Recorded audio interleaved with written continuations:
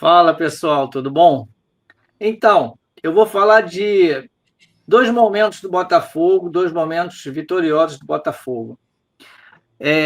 Um aconteceu em 1973 e foi com o time infanto-juvenil do Botafogo, chamado, pelos critérios de hoje, seria um sub-18.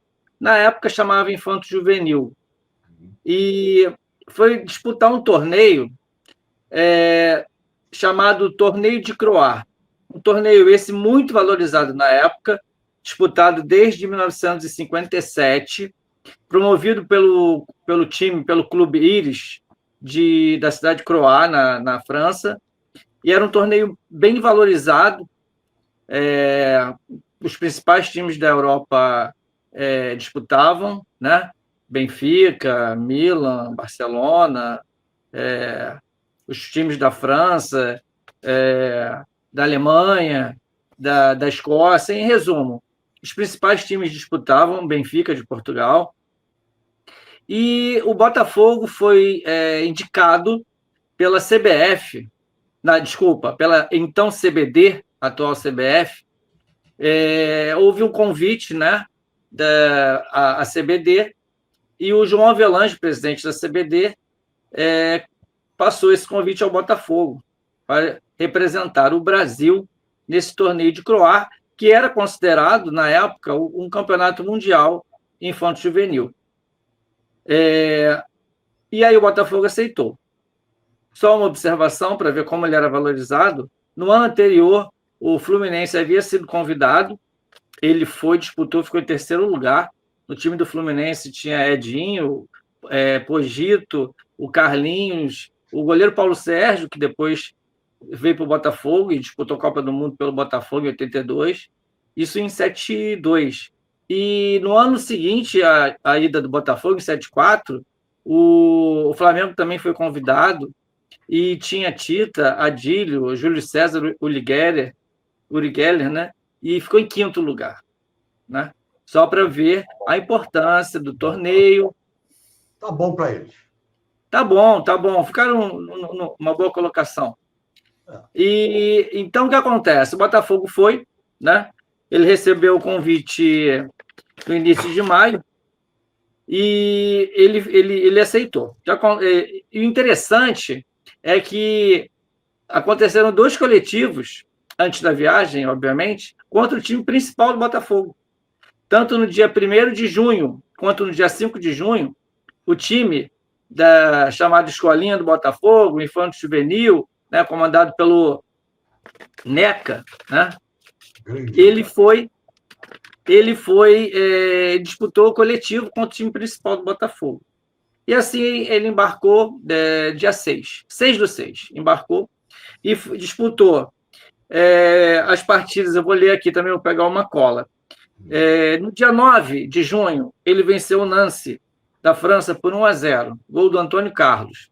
No dia 10, pela manhã, ele empatou em 1-1 com o Schalke 04, da então Alemanha Ocidental, né, hoje Alemanha, gol de Tiquinho. E no desempate, nos pênaltis, o Botafogo venceu por 3-1.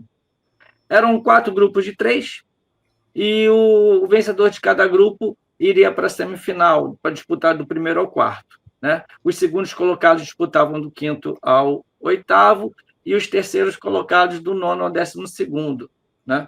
Um formato que acontecia muito em Olimpíada antigamente, em basquete, em vôlei. E aí o que acontece? O Botafogo ficou em primeiro no grupo, do grupo A, pegou o primeiro do grupo B, que foi exatamente o Milan, da Itália. E o jogo foi 0-0, e no critério de desempate, nos escanteios, o Botafogo venceu por 3-0. É interessante dizer que a semifinal também foi no dia 10. No mesmo dia que jogou o Schalke 04 pela manhã, jogou à tarde a semifinal contra o Milan, no dia 10 à tarde. E aí veio a final no dia 11. O Botafogo ganhou de 2-0 do Dinamo de Kiev. No tempo regulamentar, 30 minutos, foi 0-0, teve prorrogação. E aí o Tiquinho, né? O Tiquinho não de agora, outro Tiquinho, né? Que eu até fiz um cardzinho especial dele aqui, ó. Não saiu no Futebol Card em 78, mas fiz um artesanal dele aqui, em homenagem. Tiquinho fez os 2 gols do Botafogo. E interessante que o Brasil estava jogando na Itália, a seleção brasileira, né? O João Avelange estava em Roma e ele assistiu o Brasil jogar contra a Itália e ele foi assistir a partida final no dia 11 contra o Dinamo de Kiev da então União Soviética, né? E ele depois, no vestiário, deu os parabéns aos jogadores do Botafogo e no jantar de premiação ele discursou em francês, um francês fluente, segundo o jogador Luizinho Rangel, estava no depoimento dele. Ele discursou num francês fluente e entregou a taça de campeão ao Botafogo e de melhor time da competição também ao Botafogo. O Botafogo ganhou as 2 taças e essas taças se encontram lá em General Severiano. Bom, só para reforçar, vou citar aqui alguns jogadores dessa campanha. Zé Carlos, goleiro, se destacou, goleiraço, destacou no clube, né? Ney Barros, Carlinhos, Bruno Ferretti, né? Uma família bem conhecida, e Dodô. Depois, meio de campo, Luizinho Rangel e Mendonça. Ataque, Léo, Serginho, Antônio Carlos e Tiquinho, esse que eu falei, que mostrei esse card aqui, artesanal. E os outros jogadores que foram: goleiro Júnior, Robson, lateral, Mário, zagueiro central, e pontas de lança, Letinho e Severino. Esses não tiveram destaque depois no Botafogo, mas desse time principal, vários com destaque, vários participaram da campanha histórica de 52 jogos invictos, né? E atuaram no time principal, e muitos deles defendendo seleções amadoras do Brasil, Pan-Americano, em Olimpíada, né?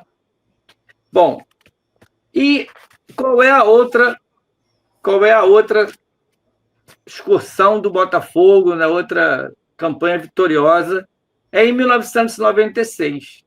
O Botafogo era o campeão brasileiro de 1995, né? Disputou a Libertadores de 96, mas isso também abriu portas para convites dos torneios de pré-temporada.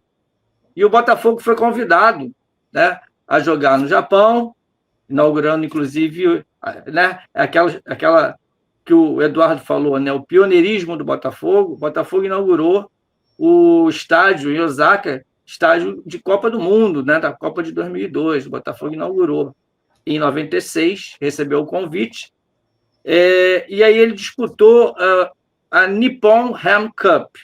Ele jogou contra o Cerezo Osaka, que era campeão da Copa do Imperador, e ele venceu de 3-1 de virada, tá?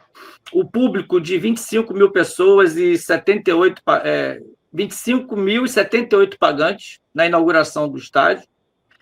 E depois dessa partida no Japão, onde o Botafogo conquistou essa taça, Nippon Ham Cup, né, um jogo único, o Botafogo foi para a Rússia e lá disputou, né, o torneio que é President of Alanya.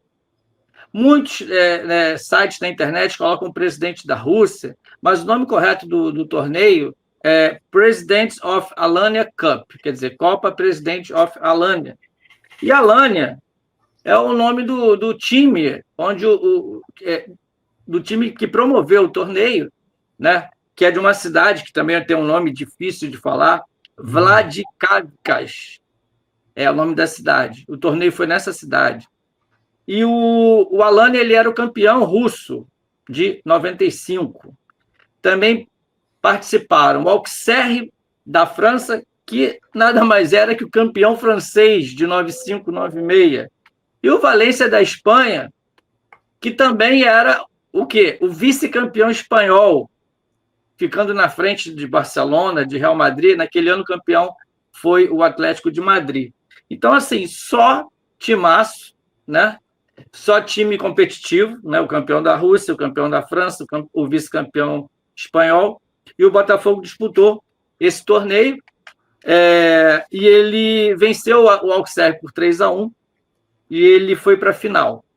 O jogo com o Auxerre foi 3 de agosto, e a final foi no dia 4. Ele empatou com o Valência em 1-1 e venceu nos pênaltis. Então, é a segunda conquista em 96, nessa excursão, agora já na Europa, né? Botafogo conquista essa Copa, né? Presidente of Alanya. E aí parte para La Coruña, onde foi disputar um torneio tradicional, torneio esse que é disputado desde 1946, com inúmeros formatos, apenas 2 clubes, de partida única, depois 4 clubes, passou a 2 clubes de novo, já chegou a ser até triangular. Mas quando o Botafogo disputou pela segunda vez o torneio, em 96, já havia disputado em 59, havia perdido para o Santos, partida única, e agora, em 96, ele disputou, então, esse torneio com 4 times, né, com semifinal e final. E o Botafogo, esse torneio, né, só também com times fortes.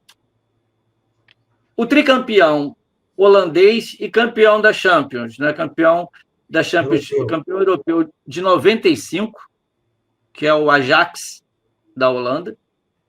O campeão europeu de 96, Juventus, tinha acabado de ser campeão, Juventus.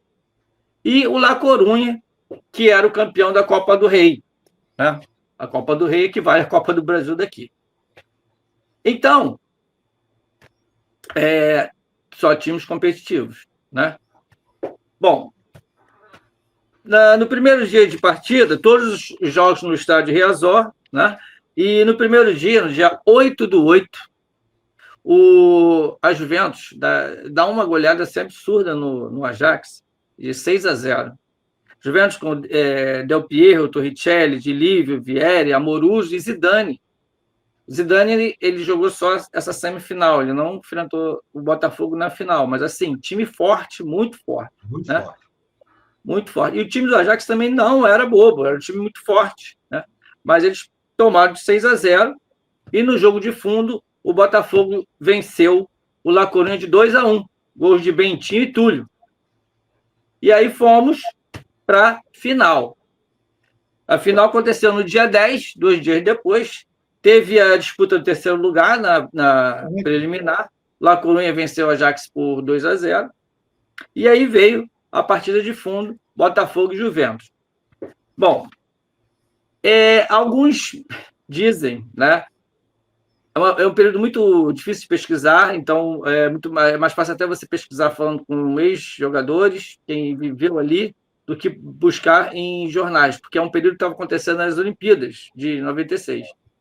Mas dizem que houve um impasse, já até antes do jogo, que a Juventus queria 5 substituições, e o Botafogo não aceitou, só 3. Até porque o Botafogo no banco estava com 4 jogadores, apenas, né? Só 4 jogadores no banco. Então, não seria interessante para o Botafogo, mas ele não aceitou, então, esse acordo de passar de 3 para 5. Bom, o Botafogo entrou com a camisa preta, zebrada aqui, que era aquela camisa de 95, que chegou a usar também... a camisa de 96, desculpa. De 96, que chegou também a usar no iníciozinho de 97, mas é aquela camisa preta zebrada da finta. E a Juventus entrou listado preto e branco. E aí teve um impasse em relação ao uniforme, porque também são várias fontes, uns dizem uma coisa, outros dizem outra, né? Já chegaram a dizer que o Botafogo não levou uniforme reserva, pois se nós vamos mostrar, nós vamos colocar aí foto. Botafogo entrou com a camisa preta, né? Nosso uniforme 2, reserva. Mas se você pesquisar na internet, até você vai encontrar fontes dizendo que o Botafogo não levou uniforme reserva, o que é uma mentira, né? O Botafogo, ele entrou, a gente vai colocar a foto aí na tela, né? O time aí no meio-campo, em pé, posado aí, com a camisa preta. Só que houve um impasse e a Juventus não aceitou que o Botafogo jogasse de preto, porque poderia confundir, e o goleiro da Juventus também estava todo de preto, e ficou aquele impasse, então se resolveu, né, o Botafogo jogar com a camisa do La Coruña. E aí, quando o Botafogo, né, apareceu com a camisa do La Coruña, a torcida que estava lá e assistiu a preliminar foi a loucura. E ficou o tempo todo torcendo o Botafogo. O Botafogo ganhou a torcida toda para si ali, né? E foi um jogo muito louco, um jogo muito doido, né?